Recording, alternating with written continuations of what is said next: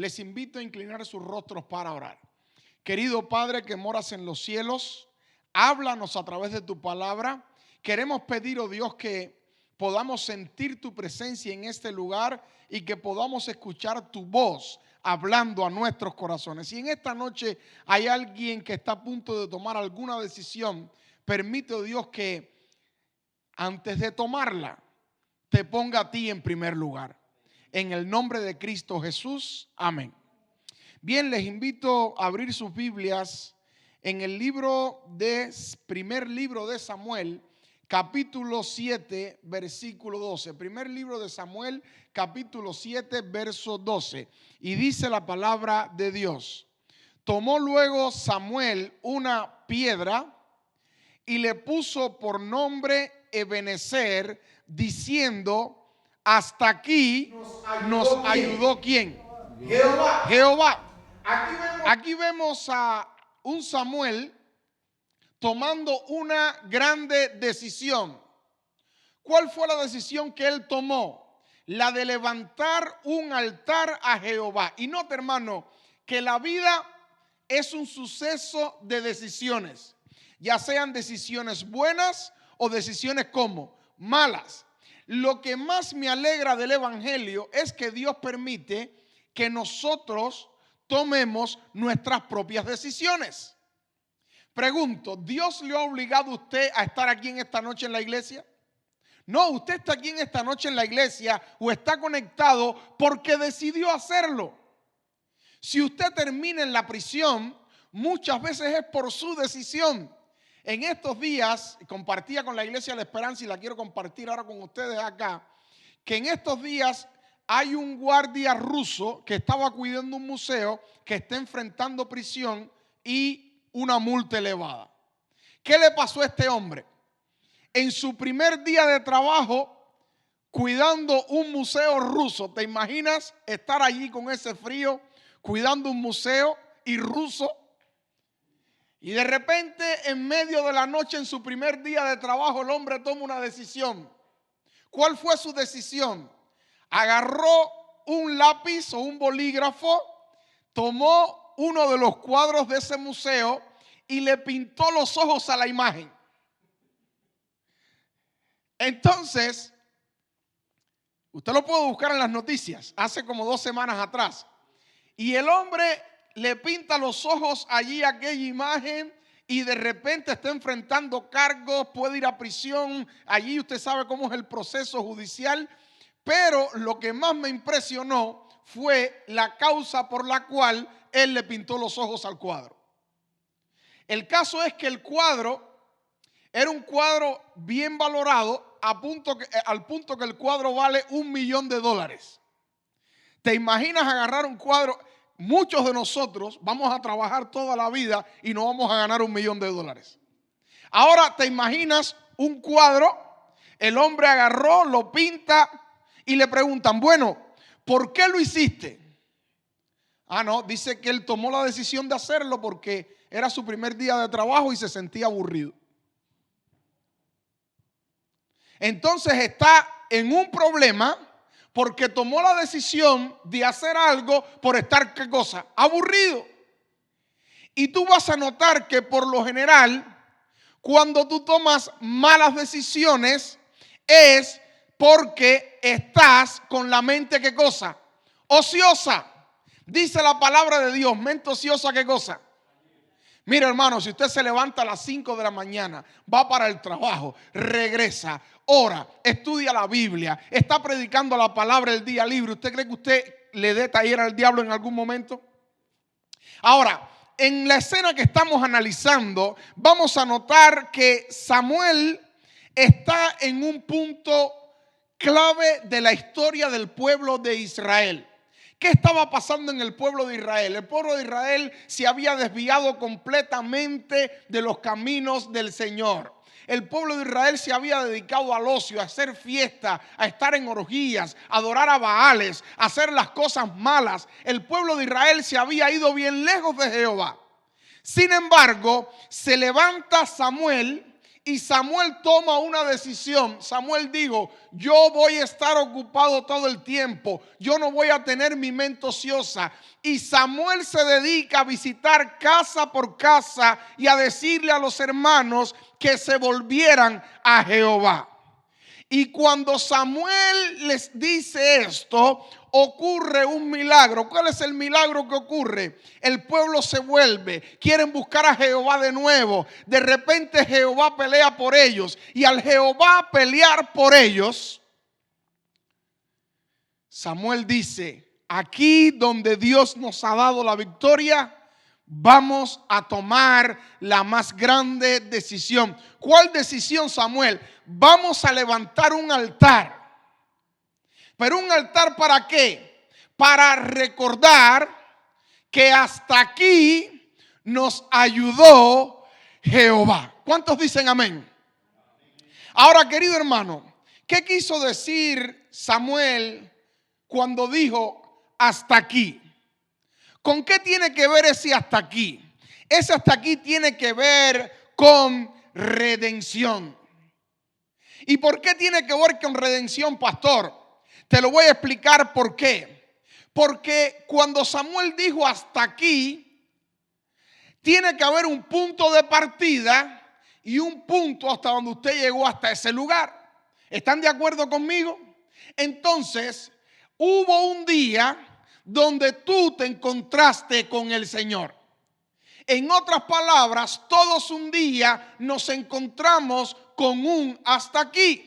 ¿Por qué? Porque algún día sucedió que alguien te dio el evangelio, tú aceptaste a Jesús y ese día hasta aquí tú puedes decir: hasta aquí Jehová ha caminado conmigo.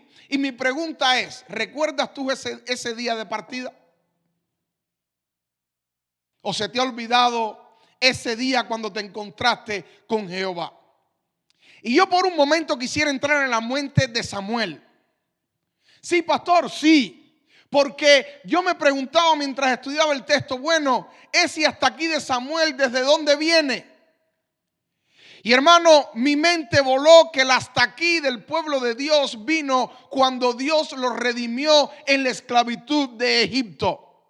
Y ese hasta aquí de Samuel tiene que ver con que Dios envió plagas allí a Egipto. Ese hasta aquí tiene que ver con que Dios abrió el mar rojo. Ese hasta aquí tiene que ver con que Dios había provisto de maná en el desierto. Ese hasta aquí tiene que ver que cuando vino la rebelión de Coré, que fue un momento difícil para el pueblo de Dios, Dios se levantó allí y con poder puso en orden aquella rebelión. Ese hasta aquí tiene que ver con la inspección de los espías, cuando Dios los guió en una tierra donde aparentemente eran tragados los moradores. Ese hasta aquí tiene que ver con que cuando muere Moisés y todo el mundo pensó que se había acabado todo, Dios levantó un Josué y el pueblo que estaba quizás desanimado y aturdido por la pérdida del líder, ahora el pueblo dice: hay un nuevo líder y Jehová está con él, porque Jehová le dice a Josué: como estuve con Moisés, también voy a estar contigo.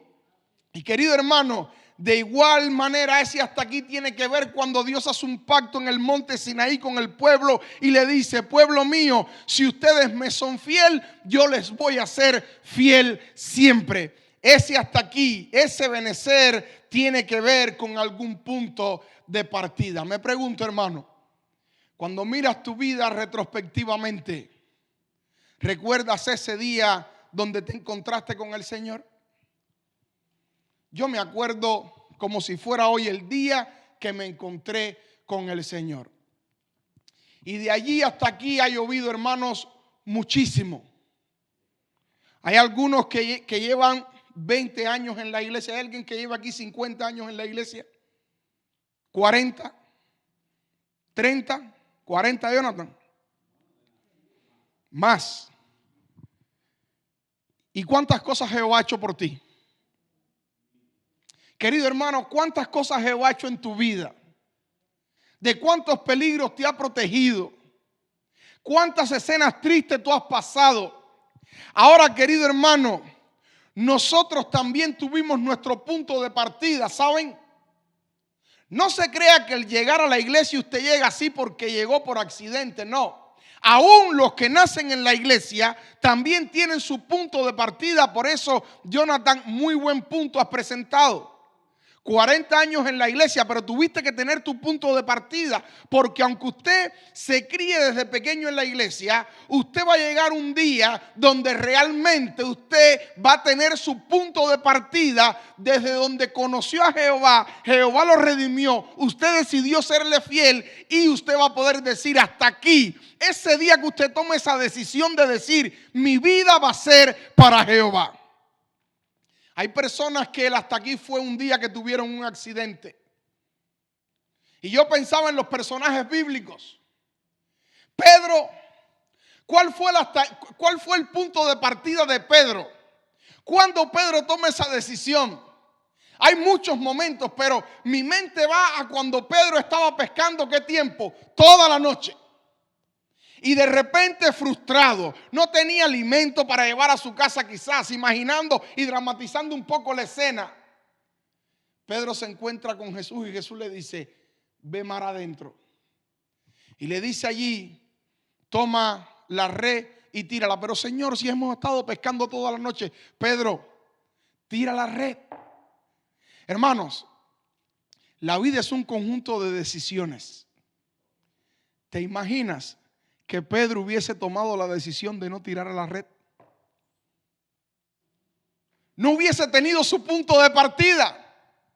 ¿Te imaginas ese día cuando estabas allí en el abismo, en el polvo tirado, y alguien llegó y te dijo, la solución de tu problema está en Cristo?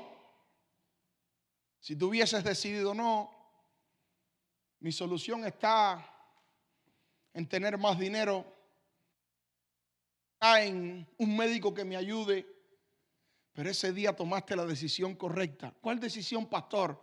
La de darle una oportunidad a Jesús. Yo me encontré con Jesús a los 16 años y alguien me dijo, tu solución está aquí, y otra gente me dijo, tu solución está en Jesús. Y yo decidí a los 16 años darle la oportunidad a Jesús. Hoy tengo 40, ahorita voy para 41. Y al igual que Samuel puedo decir, desde ese punto de partida hasta aquí, donde Dios me redimió, me encontró, me limpió con su sangre, yo puedo decir que desde ese punto de partida hasta aquí me ha ayudado Jehová. Quizás para ti tu punto de partida fue un problema familiar. Por ejemplo, mi mamá vino a la iglesia después del divorcio con mi papá. Ese fue su punto de partida. Tu punto de partida puede ser una situación particular, quizás cualquiera que sea, que requirió de una intervención divina. Y quizás estoy hablando para alguien en esta noche que está conectado, está presente con nosotros en las redes sociales o está aquí en la iglesia y dice, oh pastor, yo me acuerdo de ese día. Pero ¿sabes qué pasa? Que hoy día, si no recuerdas ese punto de partida y lo que Dios ha hecho, quizás hoy día puedes estar pasando por un momento depresivo diciendo, ¿será que Dios me puede ayudar? Y yo te digo en esta noche, claro que sí. Porque si tú miras el punto de partida hasta hoy, todo lo que Dios ha hecho, cómo esa noche allí pensaste que tu vida se iba a destruir y ahí te encontró el Señor y Dios te ha sostenido. Momentos donde la barca se ha tambaleado, momentos donde la depresión te ha arropado y tú dices todo se acabó, y Dios de una manera u otra ha dirigido tu embarcación hasta hoy. Querido hermano, ese hasta aquí tiene que ver con esa decisión que tomaste, que la redención de Cristo entrara en tu vida. Alaba el nombre de Dios por eso. Hasta aquí también tiene que ver, nos ayudó Jehová, tiene que ver con preservación.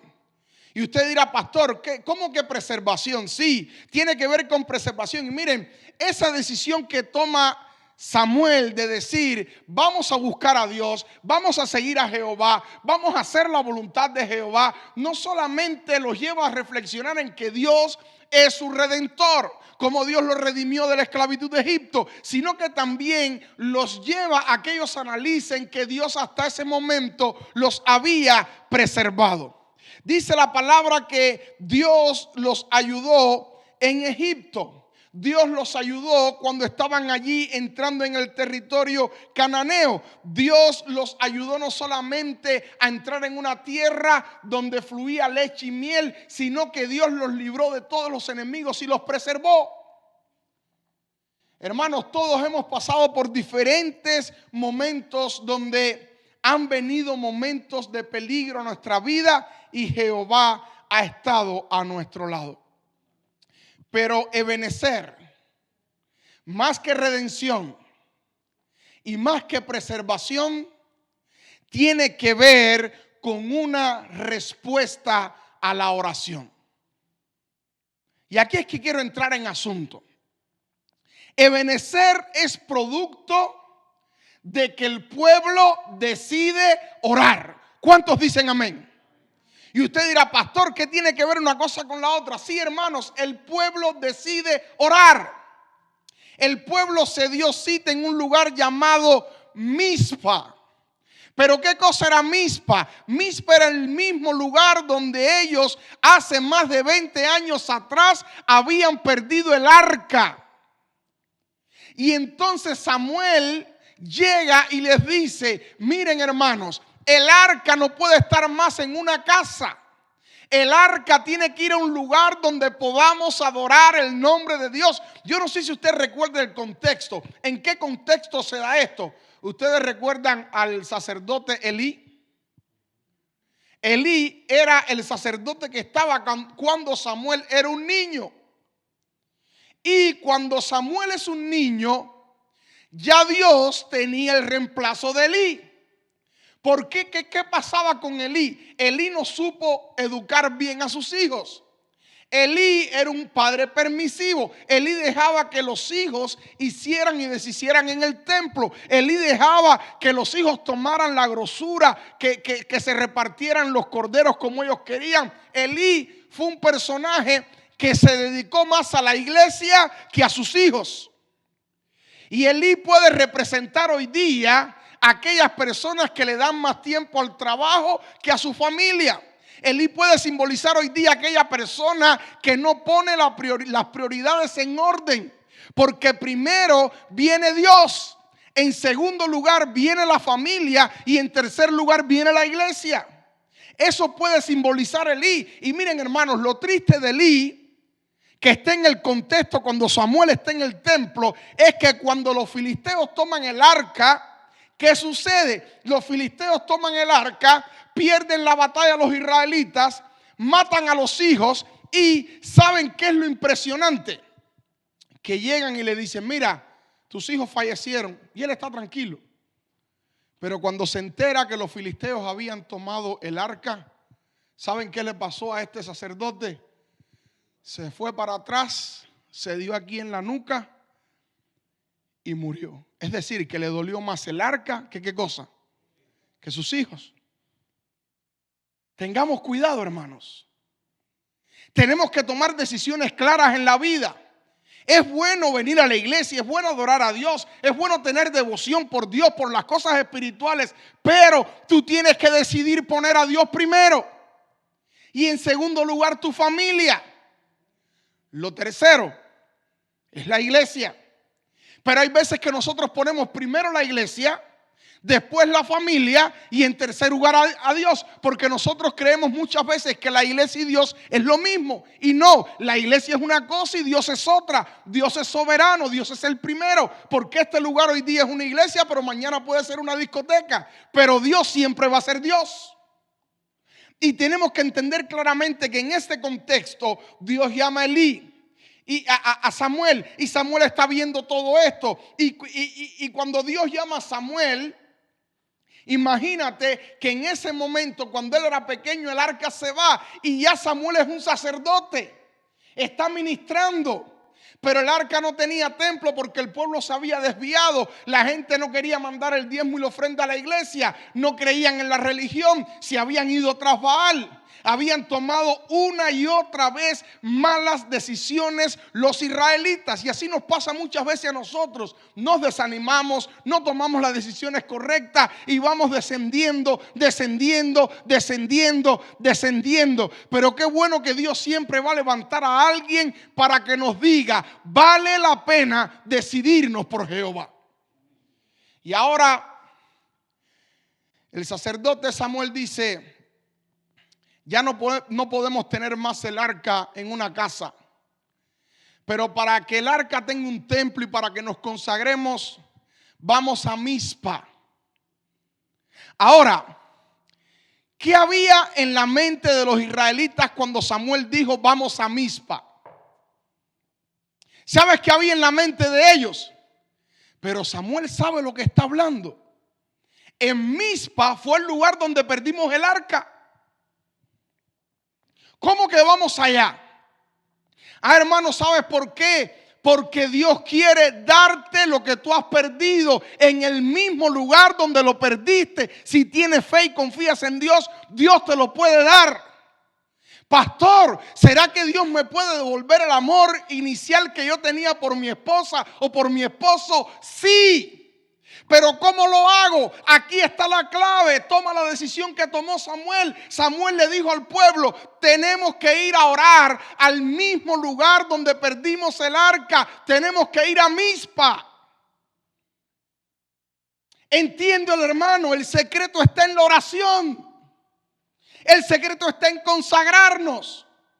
Y mira que predicamos sermones y puede parecer simple lo que le estoy diciendo. Puede parecer, pastor, pero eso suena a disco rayado, ya lo sé. Sí, pero no lo pones en práctica.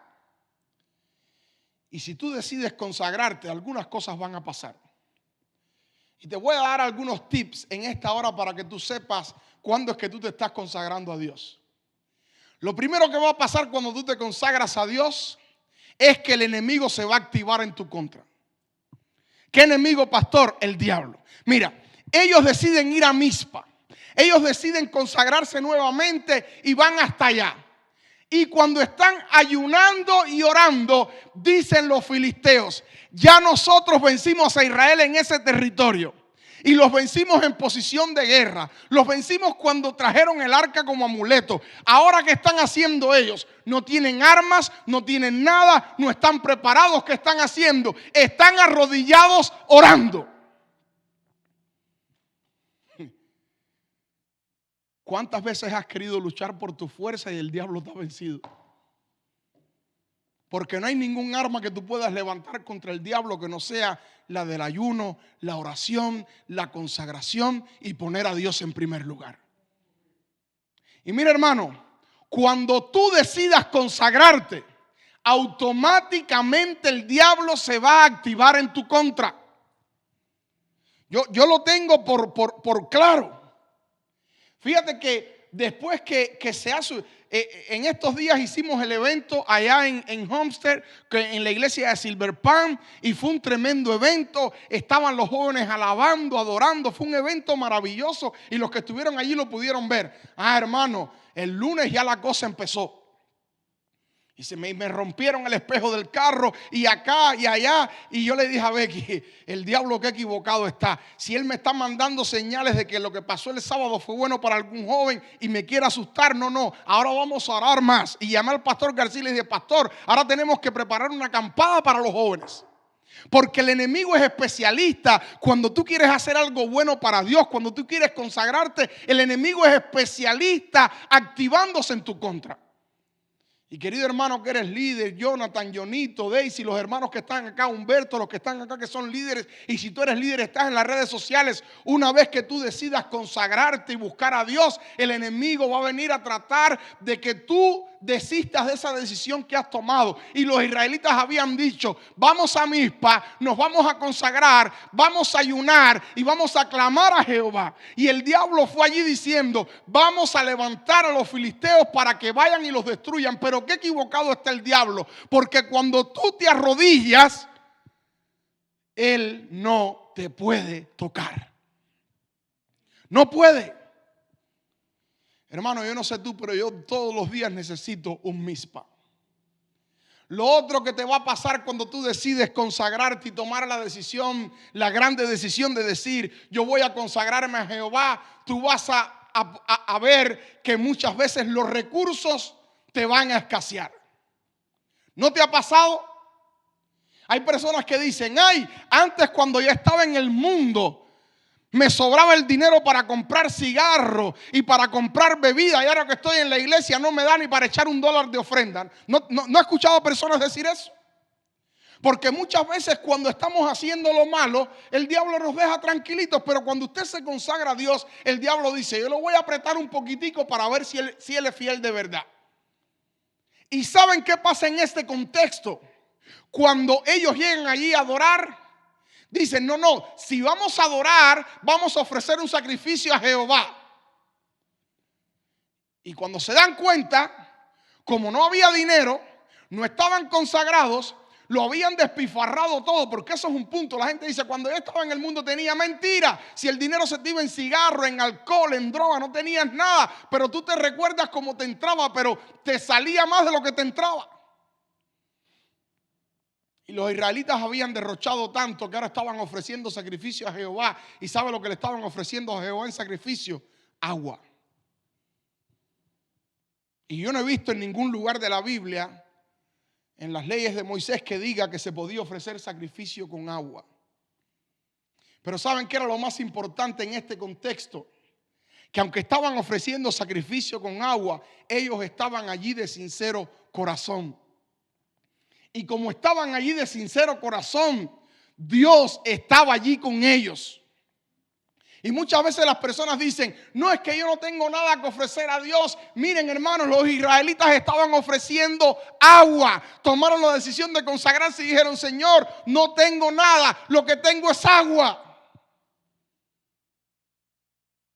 Pero lo que más le interesa a Jehová no es la ofrenda que tú traigas financieramente hablando. Lo que más le interesa a Jehová es que tú le ofrezcas tu corazón.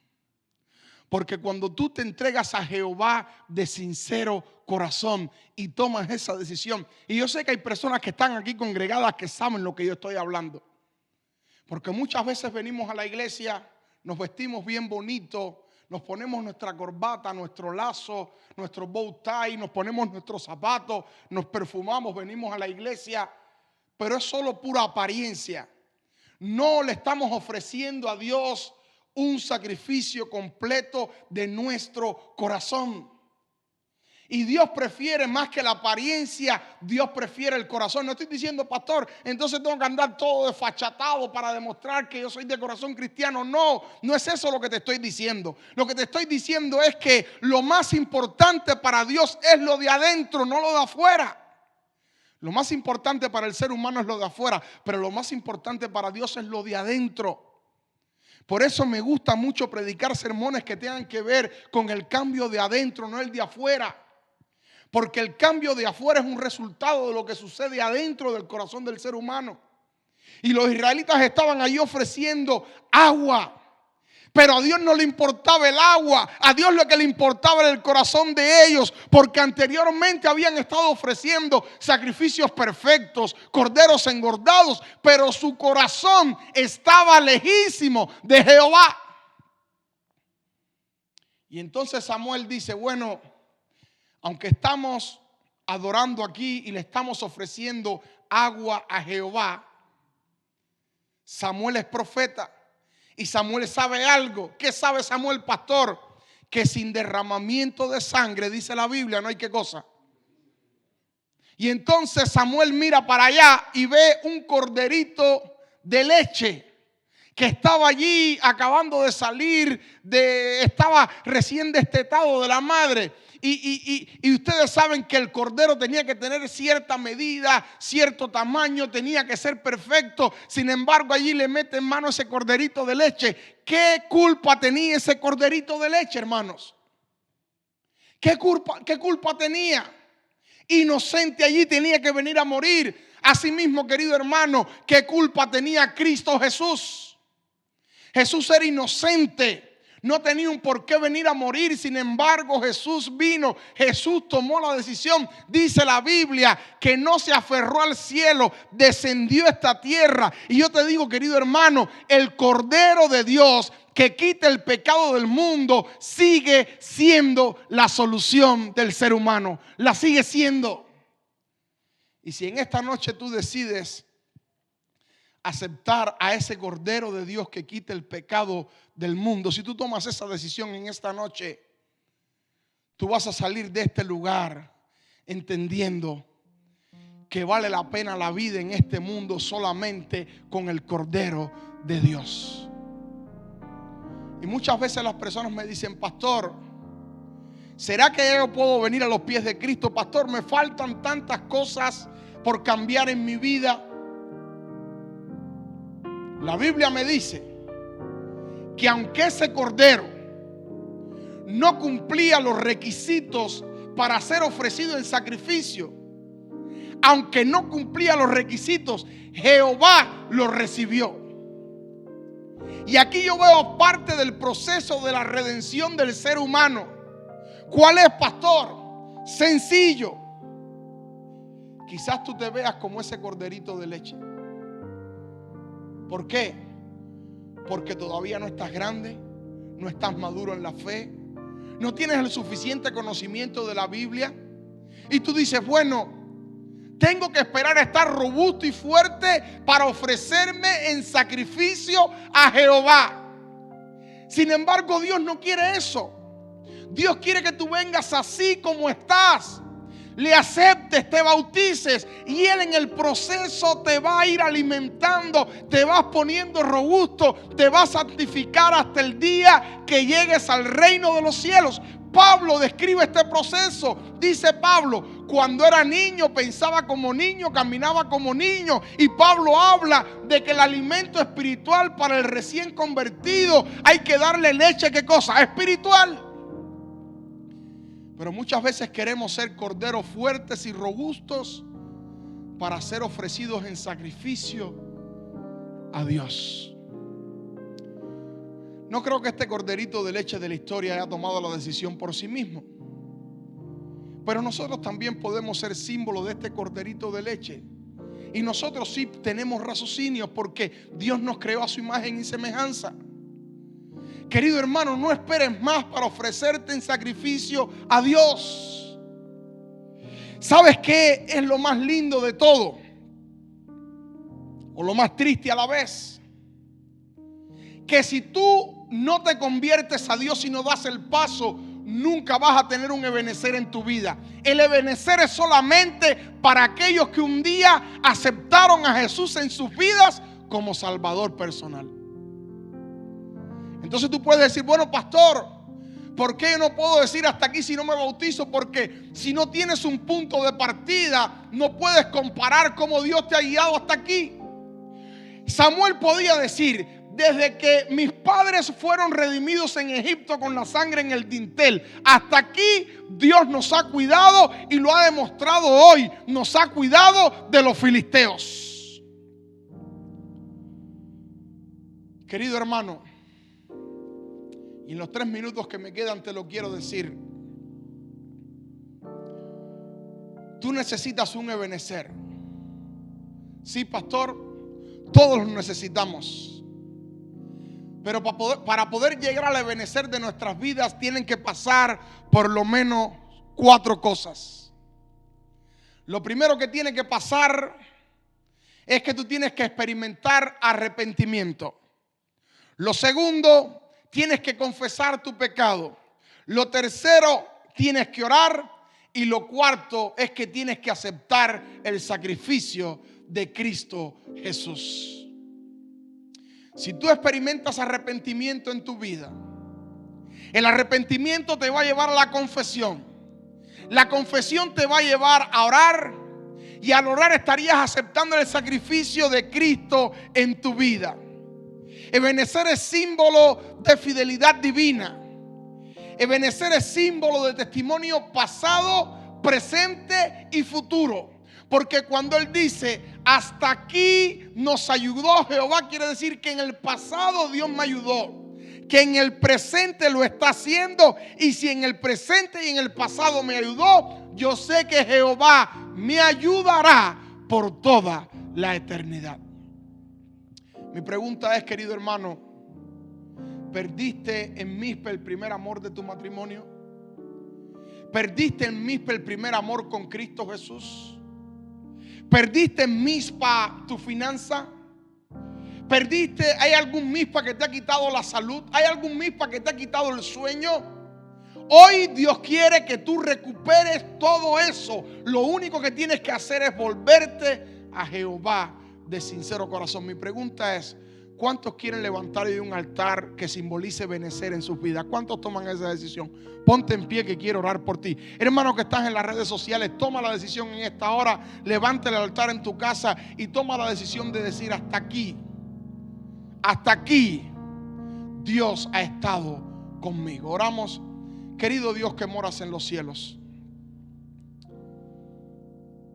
todos hemos tenido un punto de partida.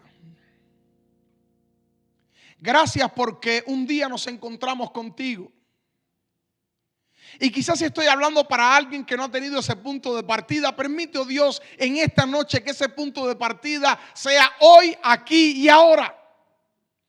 Tócale su vida, permite que esta persona pueda tener un encuentro contigo hoy, aquí y ahora.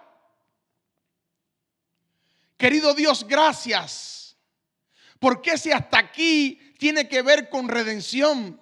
Porque tú nos redimiste y nos has cuidado hasta este momento. Gracias porque tiene que ver con preservación. Y gracias, Señor, porque tiene que ver con ayuno, con oración, con consagración. Tiene que ver con volvernos a Jehová. Permite, Señor, que en esta noche nos volvamos a ti. No importa lo que ha pasado en el pasado. Hoy decidimos volvernos a Jehová.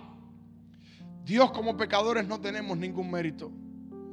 Pero todas estas cosas te las suplicamos en la sangre preciosa de Cristo Jesús. Amén.